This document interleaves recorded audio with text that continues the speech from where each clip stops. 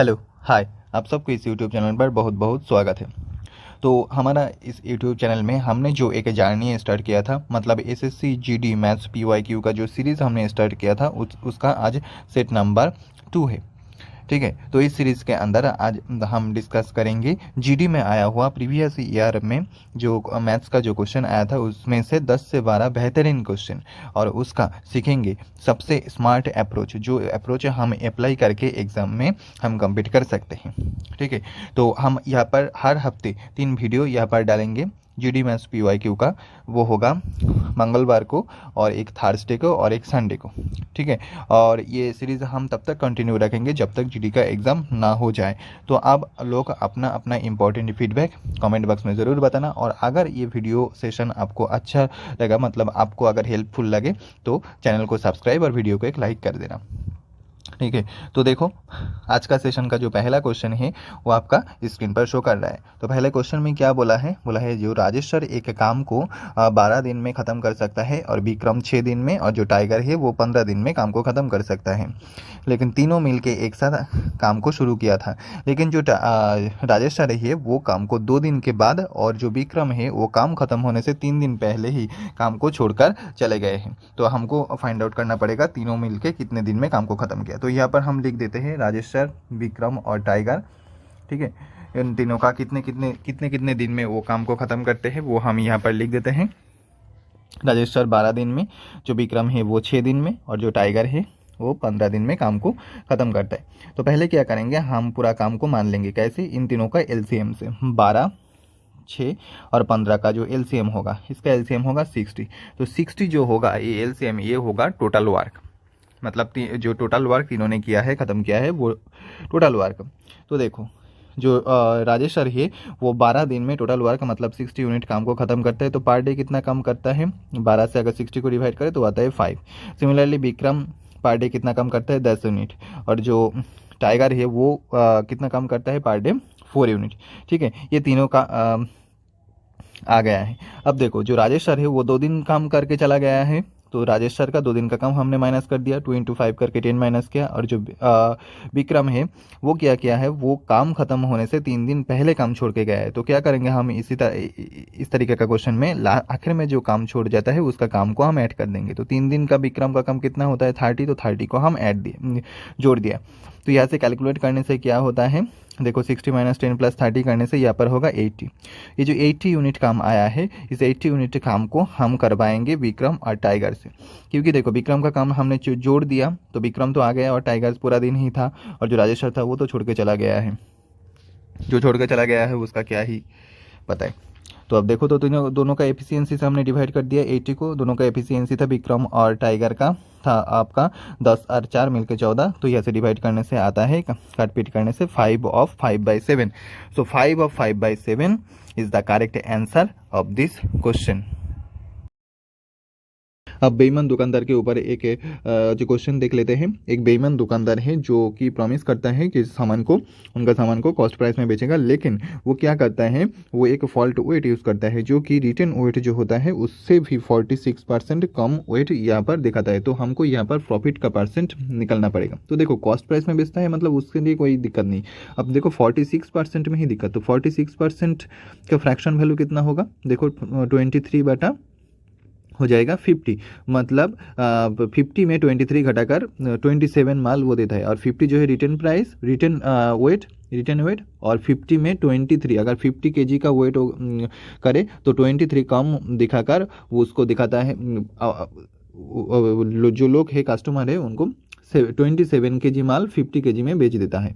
ठीक है, सॉरी, हाँ 50 kg में बेच देता है, मतलब 50 kg लिखा हुआ होता है, लेकिन ओरिजिनल जो वेट उसका होता है वो होता है 23 माइनस होके 27 kg। ठीक है, 27 kg ओरिजिनल वेट होता है, लेकिन जो रिटर्न वेट होता है वो होता है 50 kg। तो मतलब यहाँ से उसका फ़ायदा हो जाता है, 23 kg का फ़ायदा हो जाता है उसको, क्योंकि फॉल्ट वेट मशीन उन्होंने यूज़ किया है। तो यहाँ से देखो इसका मतलब क्या है, मतलब देखो 27 रुपीज़ का 27 kg का माल वो 50 kg बोलकर बेच दिया।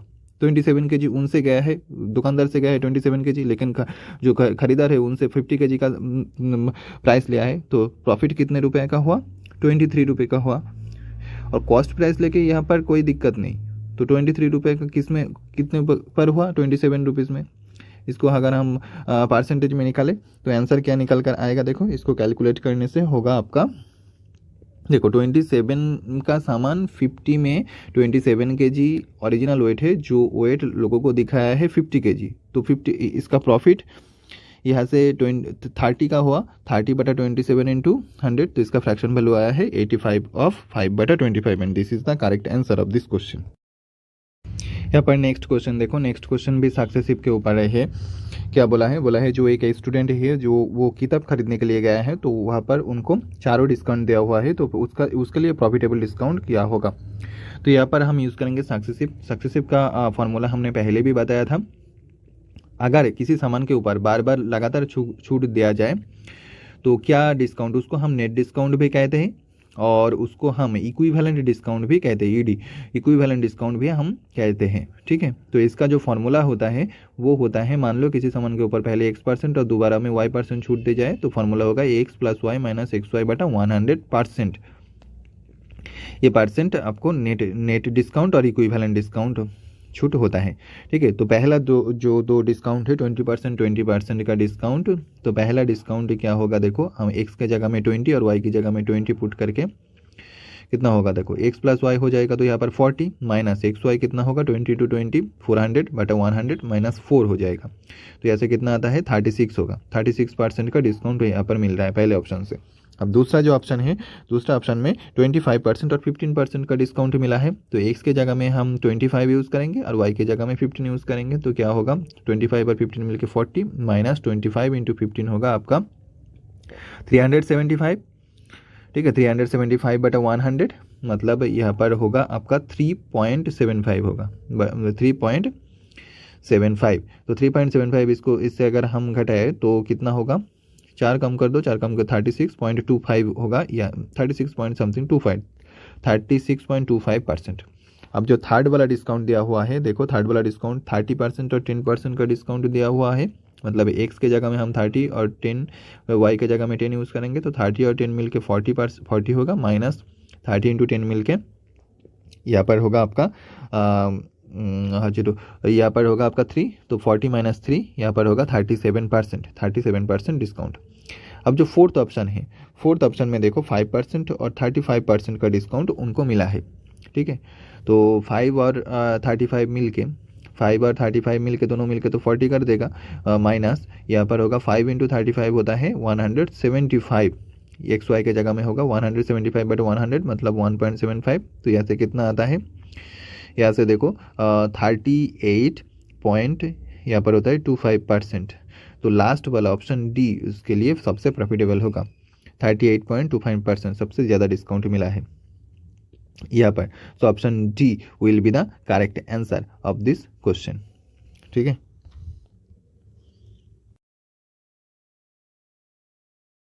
अब दूसरा क्वेश्चन देखो, एवरेज स्पीड के ऊपर ही ये क्वेश्चन। क्या बोला है? एक व्यक्ति है जो कि अहमदाबाद से कोलकाता जाता है, उसके जाने के टाइम उसका स्पीड था 9 किलोमीटर पर आवर, और वापसी करते हैं कोलकाता से अहमदाबाद, उस टाइम उसका स्पीड रहता है आपका 18 किलोमीटर पर आवर। तो यह से हमको एवरेज स्पीड फाइंड आउट करना पड़ेगा। तो पहले जान लो एवरेज स्पीड का फॉर्मूला क्या होता है। ठीक है, एवरेज स्पीड इसको हम AS से लिख देते हैं। AS एवरेज स्पीड बराबर होगा आपका टोटल डिस्टेंस, जितना जो वो डिस्टेंस कवर करता है, टोटल डिस्टेंस बटा होता है टोटल टाइम, कितना वक्त उनको लगा है। तो यहाँ पर देखो टोटल डिस्टेंस बड़ा टोटल टाइम होता है, तो यहाँ पर हम डिस्टेंस मान लेते हैं ये जो दो स्पीड है 9 किलोमीटर और 18 किलोमीटर से कटने वाला कोई कुछ एक ऑप्शन। ठीक है, तो यहाँ पर डिस्टेंस हम 18 किलोमीटर मान लेते हैं, जो 9 से भी कटता है और 18 से भी यहाँ से कटता है। ठीक है, तो देखो, तो यहाँ पर एवरेज स्पीड कितना होगा, मतलब देखो अहमदाबाद से कोलकाता में जाने में भी 18 किलोमीटर डिस्टेंस और आने में भी 18 किलोमीटर डिस्टेंस होगा, मतलब टोटल डिस्टेंस आने और जाने में 2 × 18 होगा, मतलब 36 होगा टोटल डिस्टेंस। और टोटल टाइम कितना होगा, देखो जाने में 18 kilometre 9 kilometre per hour speed से टाइम कितना लगेगा, 18/9 मतलब टाइम हो जाएगा आपका 2 आवर। ठीक है, और आने में 2 आवर प्लस आने में कितना टाइम लगेगा, 18 किलोमीटर पर आवर स्पीड से 18 किलोमीटर आने में 1 आवर लगेगा। 18/18 हो जाएगा यहाँ पर 1 आवर। तो हम यहाँ पर लिख देते हैं 2 + 1 मिलके यहाँ पर हो जाता है 3। तो 3 से अगर 36 को काटे तो यहाँ पर होगा 12 kilometre per hour. So 12 kilometre per hour is the correct answer of this question. इसके बाद नेक्स्ट क्वेश्चन देखो। नेक्स्ट क्वेश्चन पास पेल के ऊपर है। यहाँ पर बोला है जी किसी के एग्जाम में 2 कैंडिडेट है। जो पहला कैंडिडेट है वो 25% मार्क्स लाया था, लेकिन फिर भी वो 68 मार्क्स की वजह से फेल हो गया है। जब यहाँ पर जो सेकेंड कैंडिडेट था वो 50% मार्क्स लाया था, लेकिन वो जो पासिंग मार्क्स से मतलब पास करने के लिए जो मिनिमम मार्क्स चाहिए उससे भी वो 42 मार्क्स वो ज़्यादा लाया है। तो हमको यहाँ पर मैक्सिमम मार्क्स उस एग्ज़ाम का, उस परीक्षा का मैक्सिमम मार्क्स फाइंड आउट करना पड़ेगा। या इसको हम टोटल मार्क्स भी कह सकते हैं। तो यहाँ पर देखो हम थोड़ा सा लिख देते हैं। देखो जो कैंडिडेट 1 मतलब C1 से हम कैंडिडेट 1 को रिप्रेजेंट करते हैं। जो कैंडिडेट फर्स्ट कैंडिडेट था C1 वो 25% मार्क्स लाया था, लेकिन वो फेल हो गया था। कितना, 68 मार्क्स से वो फेल हो गया था। तो हम यहाँ पर -68 लिख देते हैं, आप लोग समझ लेना वो फेल हो गया था। यहाँ पर भी हम लिख दिया। अब जो कैंडिडेट 2 है वो कितना मार्क्स लाया था, देखो 50% मार्क्स वो लाया था, और वो जो मिनिमम पासिंग मार्क्स था उससे कितना मार्क्स ज़्यादा लाया था, देख लो 42 मार्क्स वो ज़्यादा लाया था, और वो पास भी हो गया था। तो देखो यहाँ पर जो डिफरेंस है मतलब परसेंट का जो डिफरेंस दोनों का, एक 25% और एक 50%, इसका डिफरेंस कितना होगा, 25%।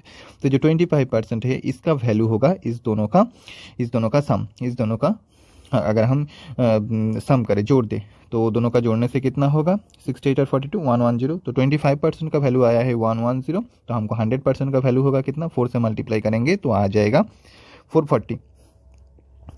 440 is the correct answer of this question. तो इसको दूसरा एक प्रोसेस से भी आप समझ लो। हम यहाँ पर एक रेखा आगे बनाकर आपको समझा देते हैं, मतलब नंबर लाइन जैसे आपको समझा देते हैं। बचपन पे तो नंबर लाइन आप लोगों ने ज़रूर पढ़े होंगे। तो ये बीच पर मान लो यहाँ पर है पासिंग मार्क्स, और यहाँ पर है मान लो जो फर्स्ट कैंडिडेट 25% मार्क्स लाया था, और यहाँ पर मान लो जो सेकेंड कैंडिडेट जो 50% मार्क्स यहाँ पर लाया था। तो देखो इस दोनों फर्स्ट परसेंट का गैप कितना है, मतलब पासिंग मार्क्स से कितना कम मार्क्स ले आया, 68, और जो सेकंड पर्सन था वो पासिंग मार्क्स से कितना मार्क्स ज़्यादा ले आया, वो 42 मार्क्स ज़्यादा ले आया। ठीक है, 42 मार्क्स से ज़्यादा ले आया। तो देखो यहाँ से यहाँ तक मतलब 25% से 50% का गैप कितना है, 25%। तो इसका गैप कितना होगा, दोनों गैप का एडिशन, मतलब 68 + 42 दोनों मिलके कितना होगा, 110। तो 25% का वैल्यू 110, तो 100% का वैल्यू यहाँ से भी आ जाएगा 440, 4 से मल्टीप्लाई करने से। ठीक है, ये this is the correct answer of this question. और हम पास फेल के ऊपर पूरा वीडियो। इसके बाद नेक्स्ट क्वेश्चन देखो। नेक्स्ट क्वेश्चन में बोला है एक दुकानदार के पास 7 समीत ऊर्जा वाला एक गोलाकार लड्डू है। तो बोला है वो सेम चीज़ इस्तेमाल करके मतलब उस लड्डू से 3.5 सेंटीमीटर वाला कितना लड्डू बना जा सकता है। तो इस तरीके का क्वेश्चन में हम क्या करेंगे, पहले तो हम करेंगे जो रेडियस है उसका रेशियो निकालेंगे, मतलब पहला बड़ा वाला लड्डू का रेशियो और सेकेंड में होगा आपका छोटा वाला लड्डू। तो कितना है देखो, रेडियस का रेशियो 7:3.5। तो इसको अगर हम पॉइंट हटा दें तो 70:35 होगा, और इसका रेशियो होगा आपका 2:1। तो 2:1 आया है रेडियस का रेशियो। अब जो वॉल्यूम हम यहाँ पर निकालेंगे, क्योंकि एक लड्डू से तोड़ के दूसरा लड्डू बनाया है, तो वॉल्यूम का रेशियो क्या क्या होगा, देखो बड़ा वाला लड्डू का रेडियस तो 2 है, और छोटा लड्डू CL जो छोटा लड्डू है उसका रेडियस 1 है, तो इसका वॉल्यूम का रेशियो होगा 8:1। इसका मतलब देखो एक वॉल्यूम वाला कितना लड्डू बना जा सकता है, 8 वॉल्यूम से एक वॉल्यूम वाला 8 लड्डू बना जा सकता है। ठीक है, 8 वॉल्यूम से एक वॉल्यूम वाला कितना लड्डू बना जा सकता है, 8 वाला। तो यहाँ पर आंसर होगा 8, मतलब 8 spherical small laddu can be made. इसके बाद बेईमान दुकानदार के ऊपर एक क्वेश्चन देखो। बोला है जो एक बेईमान दुकानदार है वो पहले तो प्रॉमिस करता है कि कस्टमर को जो वो सारे सामान को कॉस्ट प्राइस में, मतलब जितने पैसे में वो खरीदा है उतने पैसे में ही बेचेगा, लेकिन वो लाभ कमाने के लिए क्या करता है, एक जो फॉल्टी वेट है वो यूज़ करता है, जो क्या करता है 26% लेस वेट करता है, जो लिखा हुआ वेट होता है उससे भी 26% कम वेट करता है। तो उसको प्रॉफिट परसेंट हमको फाइंड आउट करना पड़ेगा। तो देखो यहाँ पर हम 26% का फ्रैक्शन वैल्यू हम निकाल लेते हैं। 26% का फ्रैक्शन वैल्यू होगा 26/100, मतलब यहाँ पर होगा आपका 13/50, मतलब 50 kg अगर वेट दिखाए तो एक्चुअली उसका ओरिजिनल वेट होगा 13 केजी कम, मतलब 50 केजी जो होगा वो रिटर्न वेट वहाँ पर लिखा होगा, लेकिन उसका जो ओरिजिनल वेट होगा वो 13 कम है, 13 कम। तो 13 कम, अगर 50 से 13 कम है मतलब ये जो 13 ही है, 13 कम करके कितना होगा 37, मतलब 37 केजी जो है वो ओरिजिनल वेट है, लेकिन जो लिखा हुआ वेट है और जो वेट मशीन में आता है वो आता है 50 केजी 30 बार का। तो 37 केजी का माल वो 50 केजी बोलकर बेच रहा है, तो यहाँ पर प्रॉफिट उनको कितना आ रहा है 37 केजी में। देखो 37 केजी में 50 केजी का बोल के बेच रहा है, तो 37 केजी में 13 केजी का प्रॉफिट हो रहा है, तो 13/37 इंटू 100 होगा उसका प्रॉफिट परसेंटेज। इसके कैलकुलेट करने से जो होगा वो होगा आपको देखो 35/5/37। यहाँ पर देखो कॉस्ट प्राइस का कोई वैल्यू नहीं है, क्योंकि वो जितने में खरीद रहा है उतने में ही बेच रहा है, तो 100 में अगर खरीदे तो 100 में ही बेच रहा है, इसीलिए कॉस्ट प्राइस में बेचने में उसको वहाँ पर कोई फ़ायदा नहीं हो रहा है। जो फ़ायदा नेक्स्ट क्वेश्चन देखो, नेक्स्ट क्वेश्चन में बोला है जो एक कस्टमर है, एक खरीदार है जो एक सामान खरीदने जाता है, लेकिन वहाँ पर वो दो तरीके का डिस्काउंट देखता है। एक तो है फ्लैट, उस सामान के ऊपर फ्लैट 40% डिस्काउंट, मतलब डायरेक्ट डिस्काउंट 40% मिलेगा, और एक है आपका वहाँ पर क्रमागत दो डिस्काउंट मिलेगा, मतलब 25% और 15% का क्रमागत डिस्काउंट मिलेगा।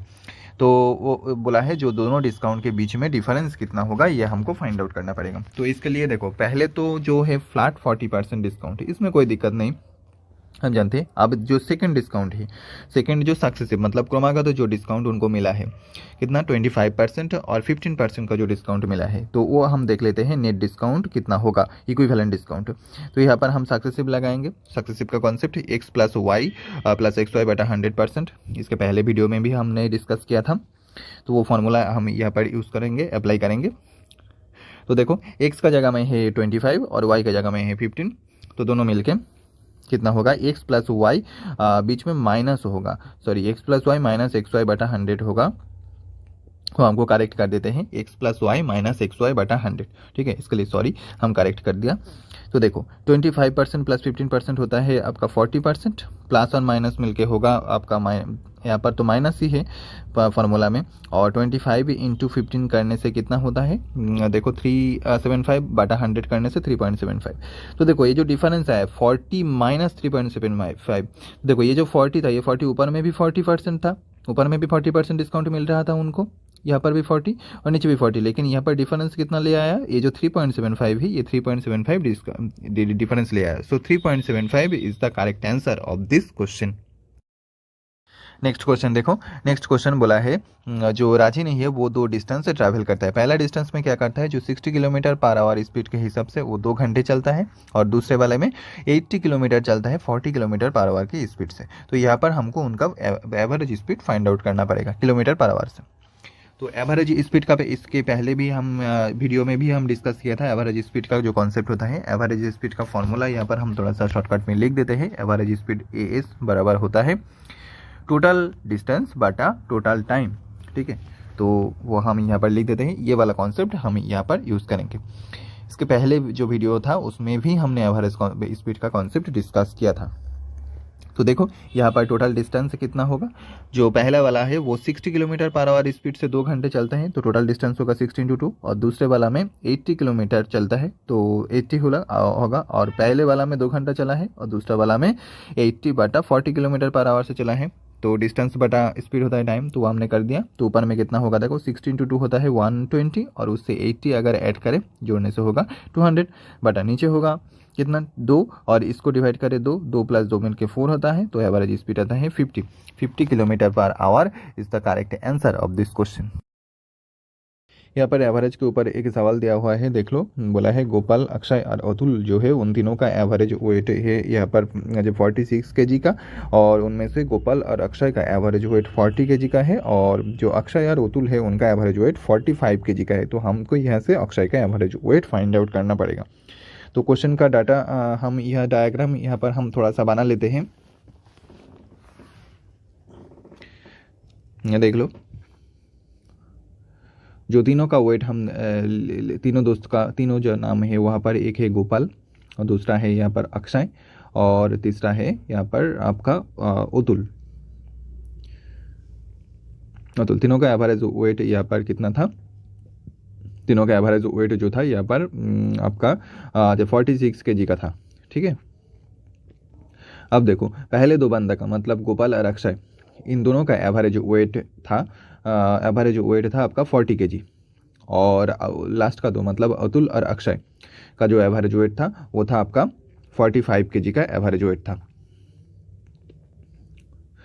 तो यहाँ पर हम 45 लिख देते हैं, 45 kg का एवरेज वेट। तो देखो इसका एक तो है ट्रेडिशनल मेथड जो मल्टीप्लाई करके बड़ा कैलकुलेशन होता है, तो हम आपको वो भी दिखा देते हैं। मतलब दोनों का एवरेज वेट को हम ऐड करें तो 2 इंटू पहले दोनों का एवरेज वेट 2 इंटू 40, और आखिरी दोनों का एवरेज वेट होगा 2 इंटू 45, मतलब अतुल और अक्षय इन दोनों का एवरेज वेट का सम में से माइनस करना पड़ेगा तीनों का मिलके एवरेज वेट जो था, मतलब गोपाल अक्षय और अतुल, तो 3 इंटू 46 होगा इनका सम। ठीक है, तीनों का एवरेज वेट 3 इंटू 46। तो यहाँ से भी आंसर आपको आ जाएगा, लेकिन ये बहुत कैलकुलेटिव है, स्मार्ट अप्रोच से हम यहाँ पर जाना पड़ेगा एग्जाम में। तो देखो कैसे करेंगे, टोटल वेट तीनों का एवरेज वेट तो था आपका 46, तो दोनों गोपाल और अक्षय यहाँ पर 40 kg का है, मतलब कितना कम ले आया, 6 kg यहाँ पर कम ले आया है। मतलब 6 kg तो दोनों मिलके कितना कम ले आया, वो 6 इंटू टू मतलब -12 kg कम ले आया। अब दो अक्षय और अतुल दोनों का एवरेज वेट 46 से कितना कम है, 1 कम है इनका, तो दोनों मिलके टोटल कितना कम ले आएगा, -1 इंटू 2 मतलब -2 kg, तो दोनों मिलके टोटल कितना कम ले आया है। तो यहाँ पर -14 आया, मतलब -14 किस लिए आया है, देखो 46 से भी -14 क्यों कम आया, मतलब अक्षय जो है उनका एवरेज वेट ये 46 से भी 14 कम है, अक्षय की वजह से ही कम वेट आया है। तो अक्षय का वेट कितना होगा, जो अक्षय है उनका वेट तीनों का जो एवरेज वेट होगा उससे 14 माइनस हो जाएगा। ठीक है, अगर प्लस आता तो प्लस कर देते हम, तो माइनस होके यहाँ पर होगा 32। सो 32 is the correct answer of this question. आप यहाँ पर ट्रेडिशनल मेथड से भी जा सकते हो, लेकिन वो बहुत लेंदी हो जाएगा, हमको एग्जाम में स्मार्ट अप्रोच से जाना पड़ेगा। तो इसी तरह का स्मार्ट अप्रोच अगर आप जानना चाहते हो तो इस चैनल को सब्सक्राइब कर लेना। इस चैनल में हम हर हफ्ते 3 वीडियो डालेंगे जीडी का टॉप मोस्ट PYQ सीरीज, अगर आपको सपोर्ट अच्छा मिले तो। ठीक है, तो इसी सवाल के साथ आज का सेशन हम यहाँ पर ख़त्म करते हैं। तो मिलते हैं नेक्स्ट वीडियो में, तब तक के लिए अलविदा। जय हिंद, जय भारत।